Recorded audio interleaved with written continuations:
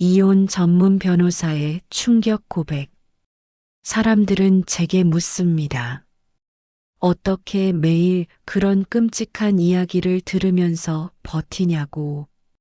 어떻게 다른 사람의 불행을 업으로 삼을 수 있냐고. 처음엔 저도 그렇게 생각했습니다. 하지만 10년이 지난 지금 저는 압니다. 제가 다루는 건 단순한 이혼 사건이 아니라는 걸. 이건 인간의 가장 날 것 그대로의 민낯입니다. 남편과 장모의 불륜, 아내와 시아버지의 은밀한 관계, 형제끼리 한 여자를 두고 벌이는 전쟁. 처음엔 농담인 줄 알았습니다. 드라마에나 나올 법한 이야기라고 생각했죠. 하지만 그건 제가 겪은 수백 건의 사건 중 단 몇 가지 예일 뿐이었습니다. 저는 10년째 이혼 사건만 맡아온 변호사입니다. 대형 로펌에서 기업 소송을 담당하다가 어느 날 문득 깨달았습니다. 수백억짜리 계약서보다 한 사람의 인생을 지키는 일이 더 의미 있을 거라고. 순진했죠. 정말 순진했습니다. 이혼 전문 변호사가 되고 처음 6개월 동안 저는 매일 밤 악몽을 꿨습니다. 부서진 가정의 자네들, 울부짖는 아이들, 서로의 목을 조르듯 싸우는 부부들, 그리고 그 틈에서 돈을 계산하는 제 자신. 하지만 시간이 지나면서 알게 됐습니다. 제가 하는 일은 파괴가 아니라 제 건이라는 걸. 이미 무너진 것을 정리하고 새로운 시작을 준비하는 일이라는 걸. 수백 건의 사건을 다뤘습니다.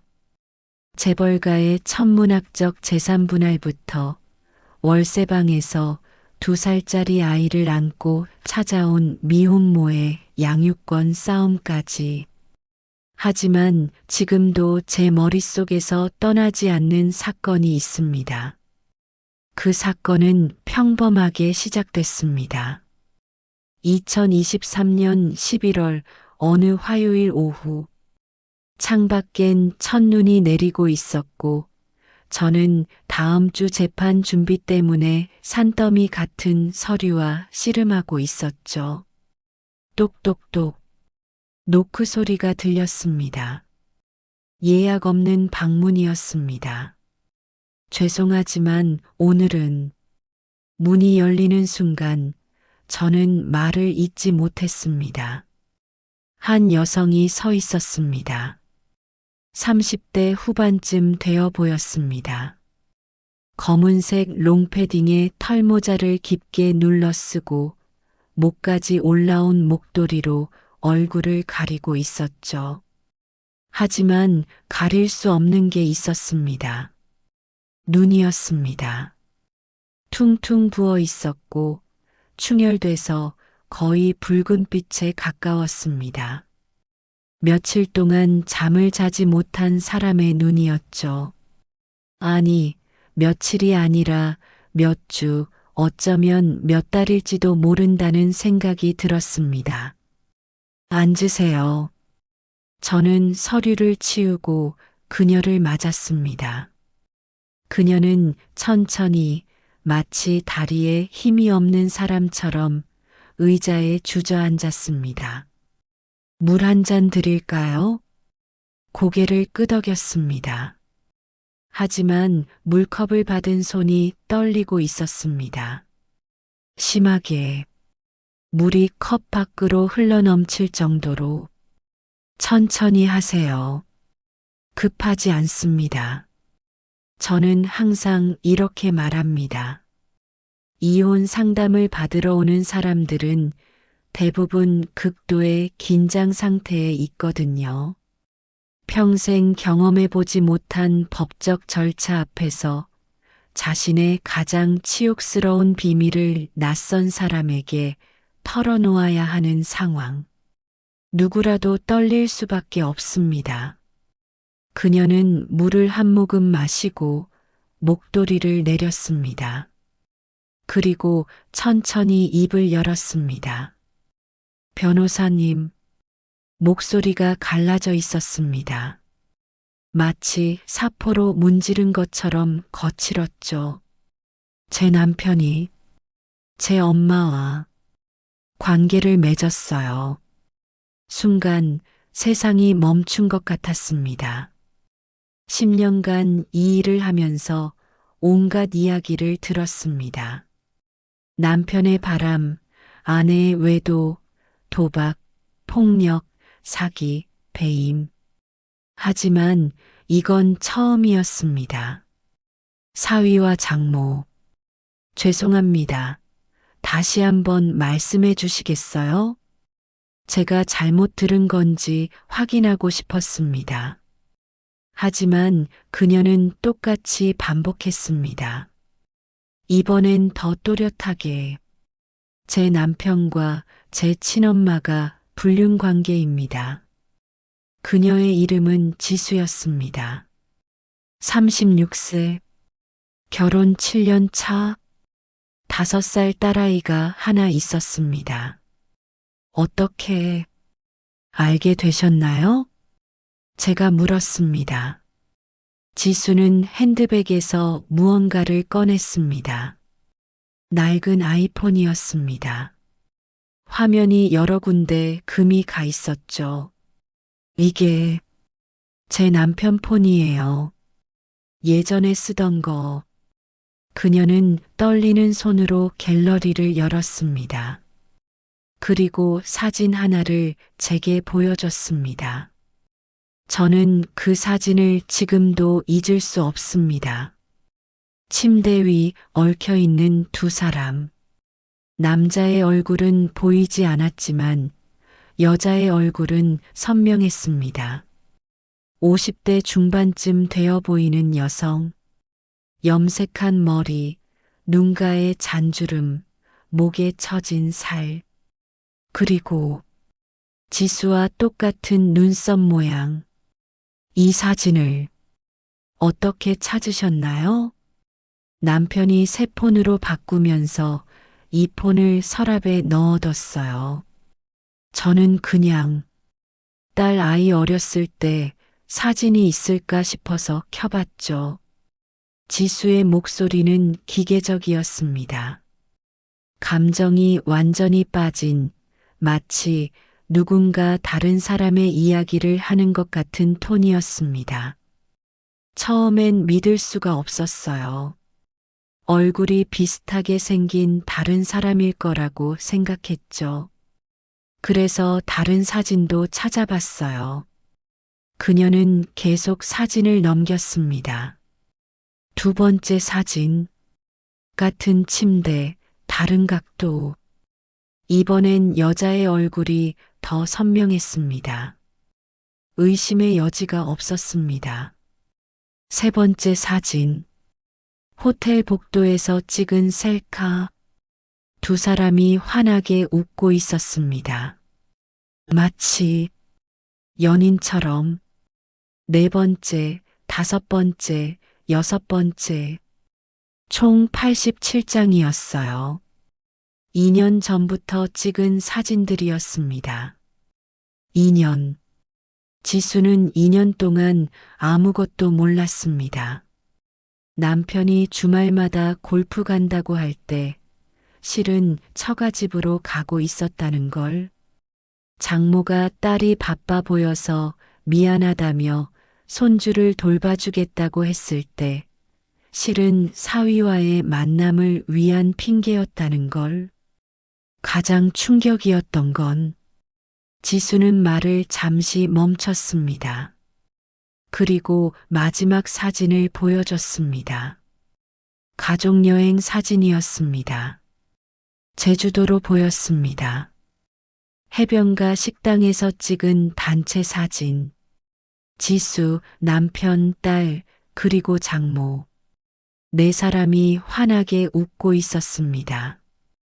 이 사진, 작년 여름에 찍은 거예요. 엄마 환갑 기념으로 온 가족이 제주도 여행을 갔었어요. 3박 4일. 지수의 목소리가 떨리기 시작했습니다.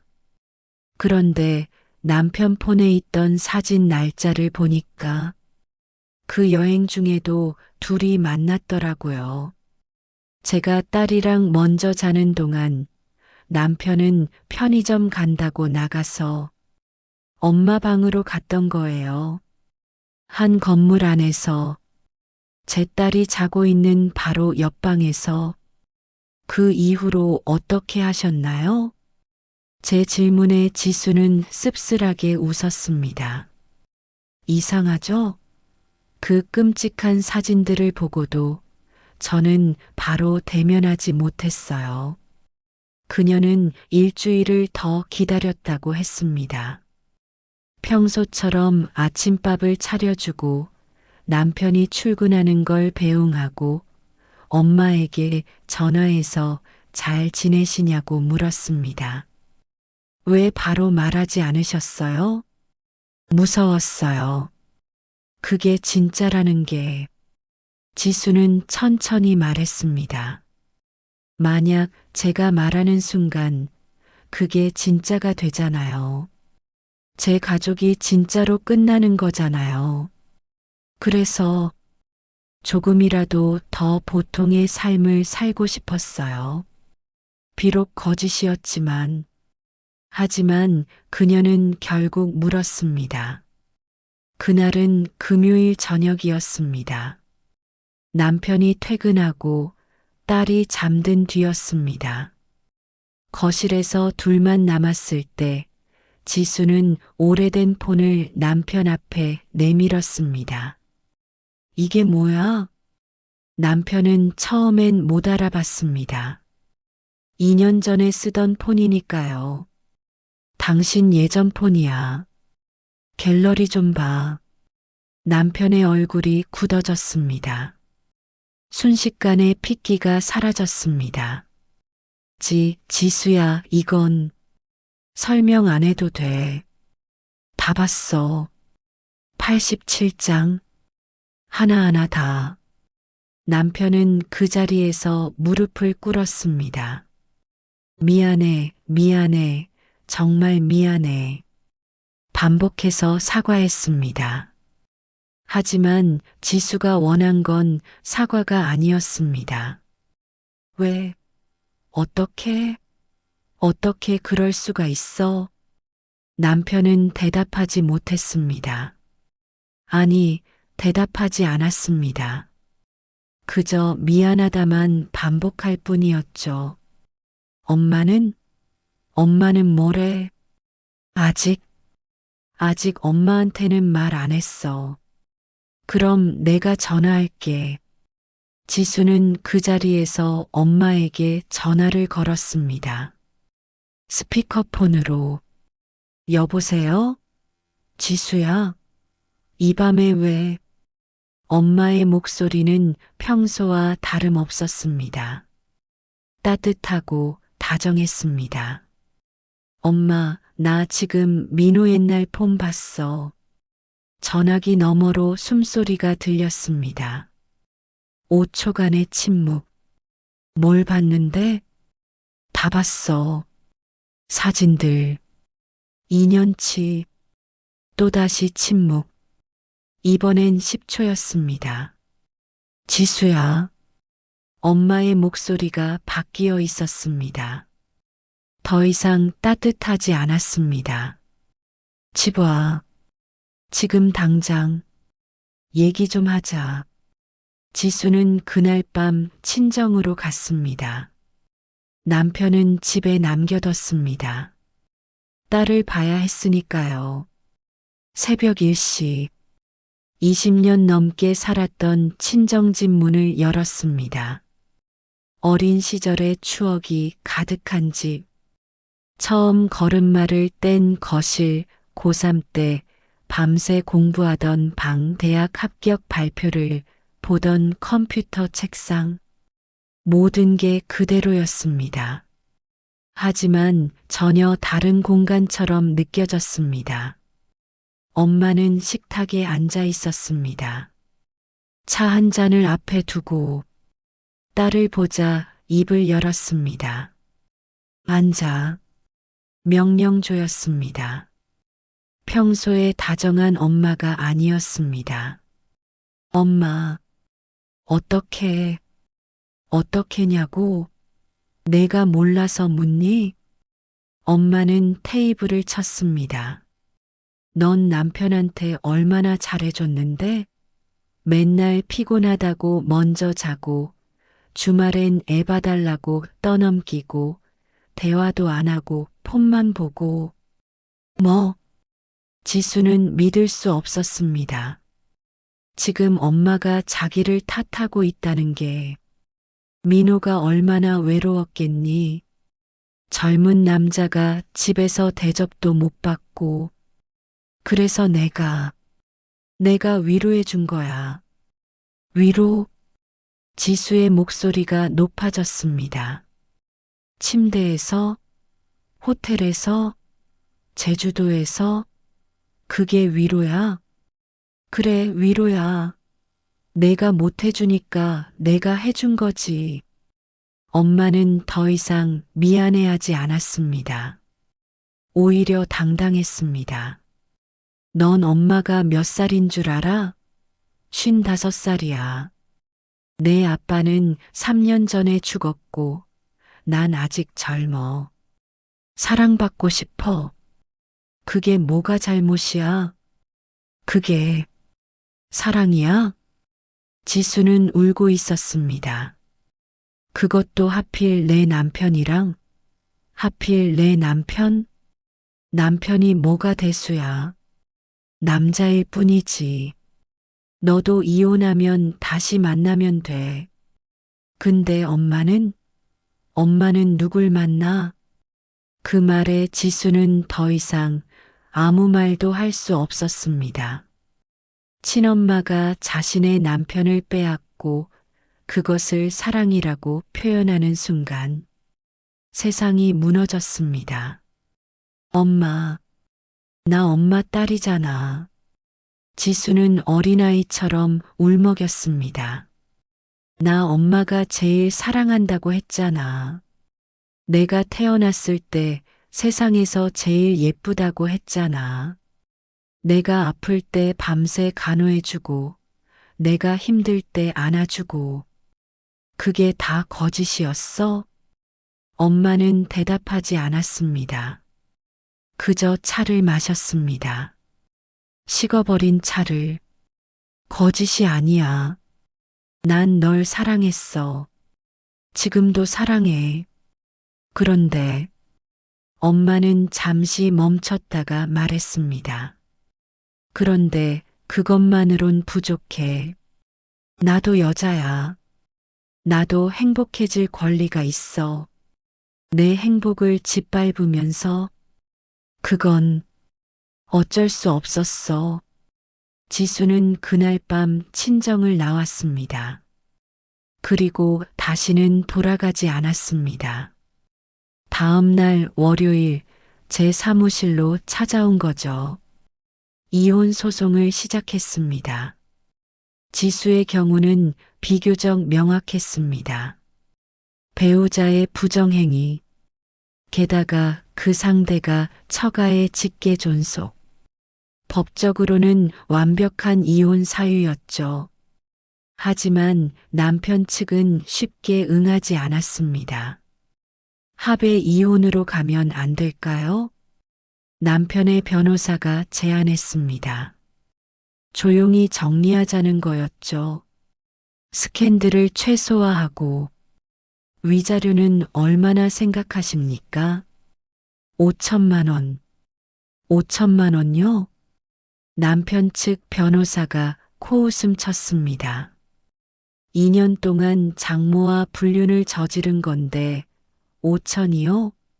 우리는 1억 5천을 생각하고 있습니다. 과합니다. 제 의뢰인도 피해자입니다. 장모에게 유혹당한 거죠. 유혹당했다고 했습니다. 30대 중반의 건장한 남자가 50대 중반의 장모에게 유혹당했다고 마치 자기 의지가 없는 사람처럼 그럼 재판으로 가시죠.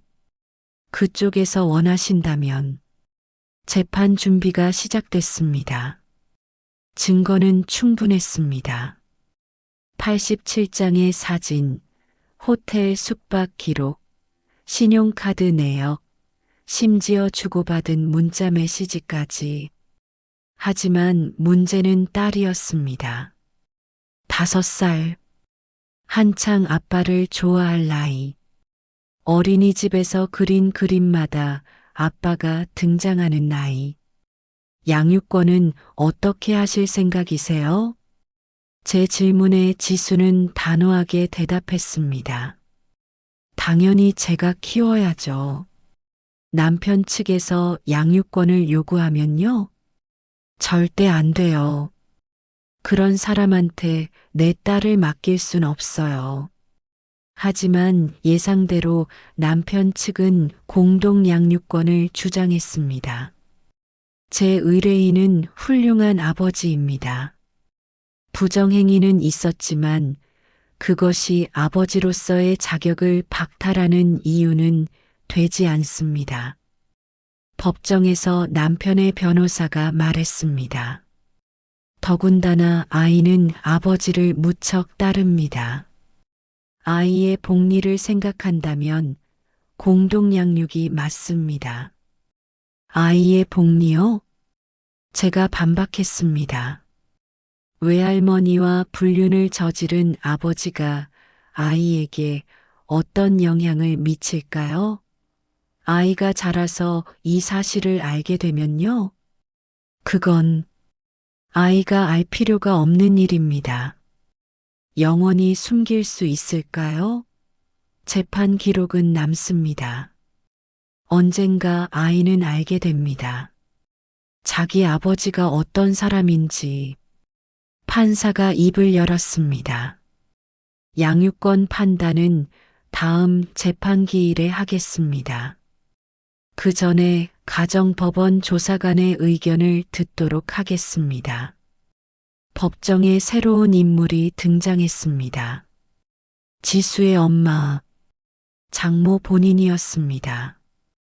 증인으로 출석한 겁니다. 남편 측 증인으로. 저분이 왜? 지수가 제 팔을 붙잡았습니다. 손이 얼음처럼 차가웠습니다. 진정하세요. 뭐라고 하든 우리한테 유리할 겁니다. 하지만 저도 긴장됐습니다. 친모가 딸을 배신하는 증언을 하는 경우는 처음이었으니까요. 장모는 증인석에 섰습니다. 검은색 정장에 진주 목걸이, 머리는 단정하게 넘겼고 화장도 깔끔하게 했습니다. 마치 피해자가 아니라 고발자처럼 당당해 보였습니다. 증인, 피고와는 어떤 관계입니까? 남편 측 변호사가 물었습니다. 사위입니다. 제 딸의 남편이었죠. 이었죠? 네. 지금은 이혼 소송 중이니까요. 증인과 피고는 부적절한 관계였습니까? 2초 정적. 네. 그랬습니다. 법정이 술렁였습니다. 직접 인정하는 경우는 드물거든요. 보통은 친밀한 관계라거나 특별한 우정 같은 완곡한 표현을 씁니다. 언제부터입니까? 2년 전 여름부터입니다. 장모는 잠시 망설이다가 대답했습니다. 남편을 잃고 혼자가 됐을 때였습니다. 외로웠고 우울했죠. 사위가 자주 집에 들러서 안부를 물어줬습니다. 딸은 바빴거든요. 직장일로. 그래서요? 어느 날 제가 무너졌습니다. 남편 기일에 울고 있는데 사위가 안아줬어요. 그게 시작이었습니다. 남편 측 변호사가 계속 질문했습니다. 증인께서는 사위를 유혹했습니까?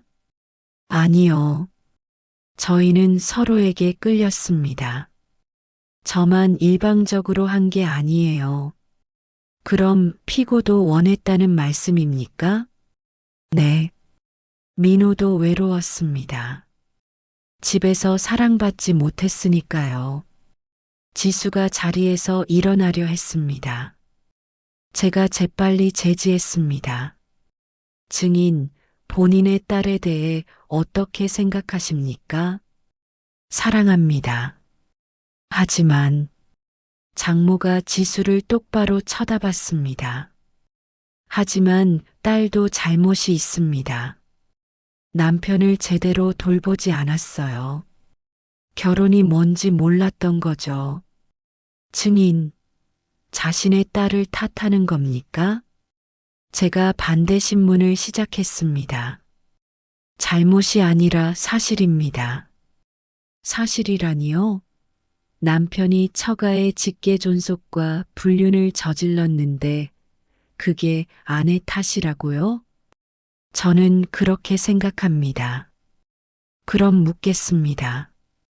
증인께서는 친딸의 가정을 파괴한 게 죄책감이 없으십니까? 장모는 3초간 침묵했습니다. 그리고 대답했습니다. 없습니다. 법정 술렁임.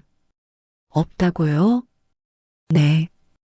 저는 제 행복을 선택했을 뿐입니다. 딸도 언젠가 이해할 겁니다. 이해요? 엄마와 남편의 불륜을? 시간이 지나면 이해하겠죠. 사람은 누구나 사랑받을 권리가 있다는 걸. 제가 증거를 제시했습니다. 이게 뭡니까? 사진 한 장. 제주도 가족여행 사진이었습니다. 가족 사진 같은데요. 날짜를 보십시오. 2024년 8월 15일. 증인과 피고가 불륜 관계였던 시기입니다. 네, 그렇습니다. 이 사진 속에 누가 있습니까? 저, 사위, 딸, 그리고 손녀. 손녀. 5살 아이가 모르는 사이 할머니와 아빠가 같은 건물에서 불륜을 저질렀습니다. 이게 정상입니까? 장모의 표정이 처음으로 흔들렸습니다. 그건 아이는 몰랐습니다. 지금은 몰라도 나중에 알게 됩니다. 재판 기록은 영구히 남습니다. 아이가 10년, 20년 후에 이 기록을 찾아보면 어떻게 됩니까? 그건 할머니가 아빠와 불륜을 저질렀다는 걸 알게 되는 겁니다. 그 충격이 얼마나 클까요? 장모는 대답하지 못했습니다. 증인, 정말 죄책감이 없습니까? 손녀에게도 있습니다. 처음으로 목소리가 떨렸습니다. 손녀에게는 미안합니다. 그럼 딸에게는요? 장모가 지수를 봤습니다. 지수도 엄마를 봤습니다.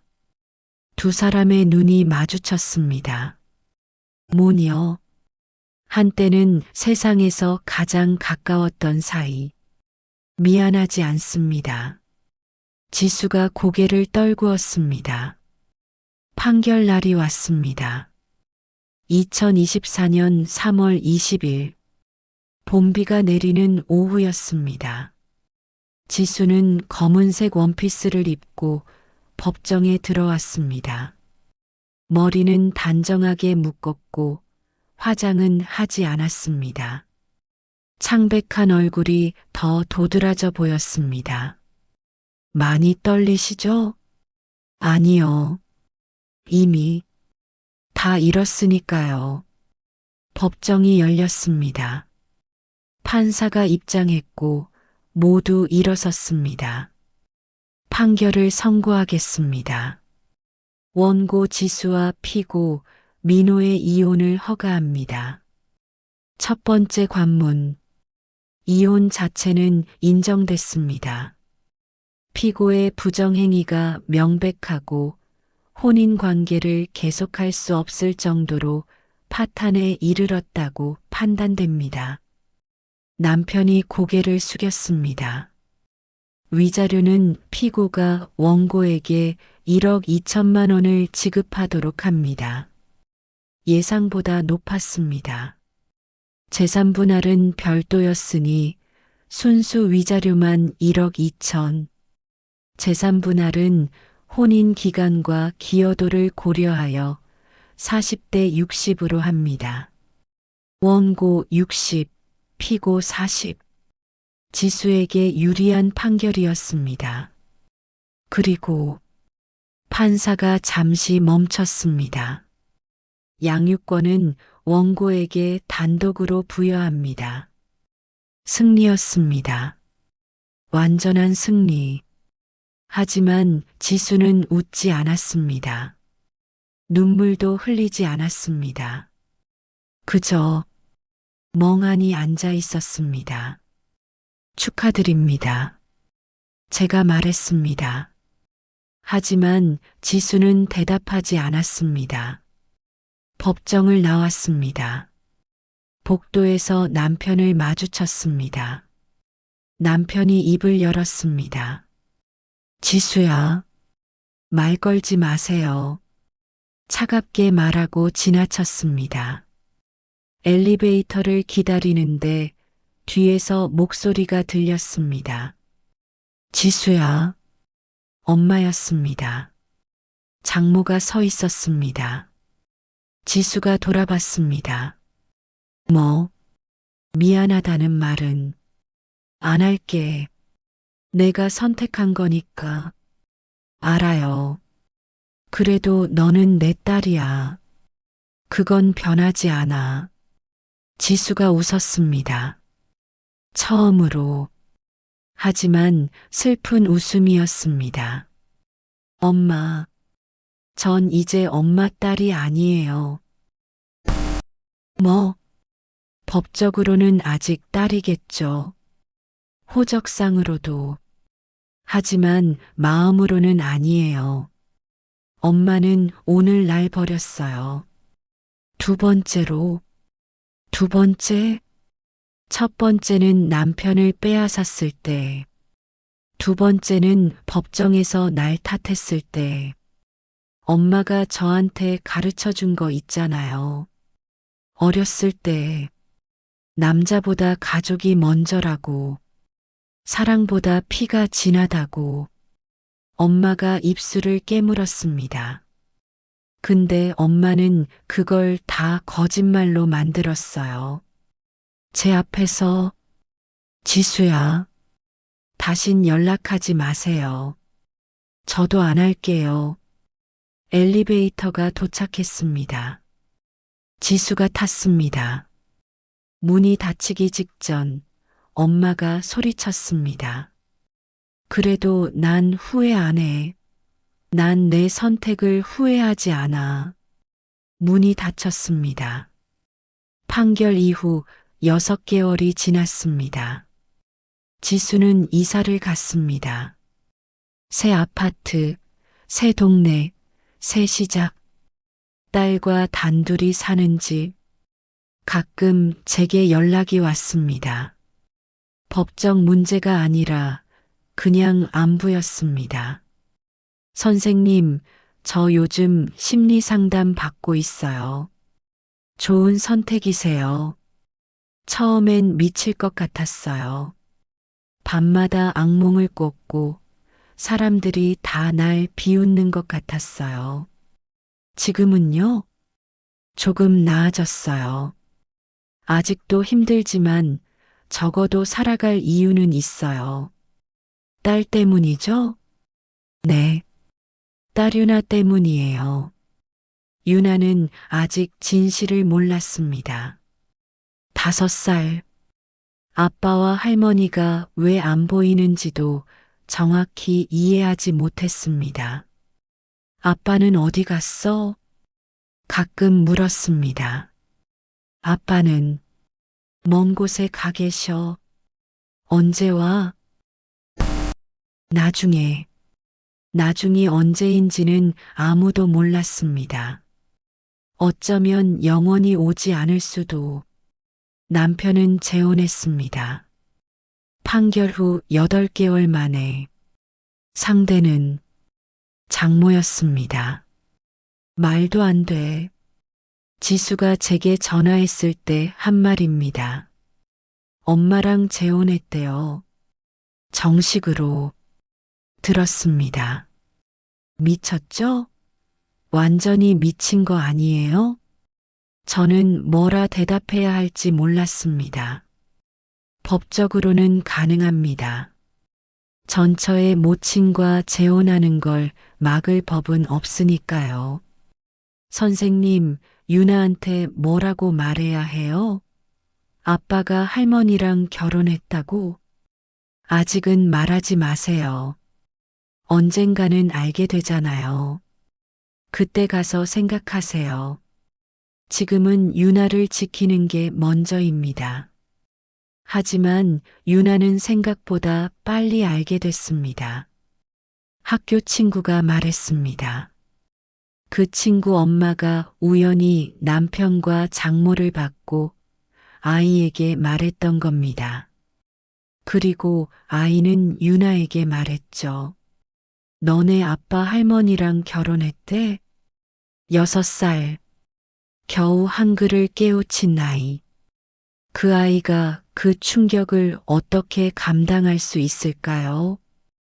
유나는 3일 동안 밥을 먹지 않았습니다. 말도 하지 않았습니다. 그냥 인형을 안고 누워만 있었습니다.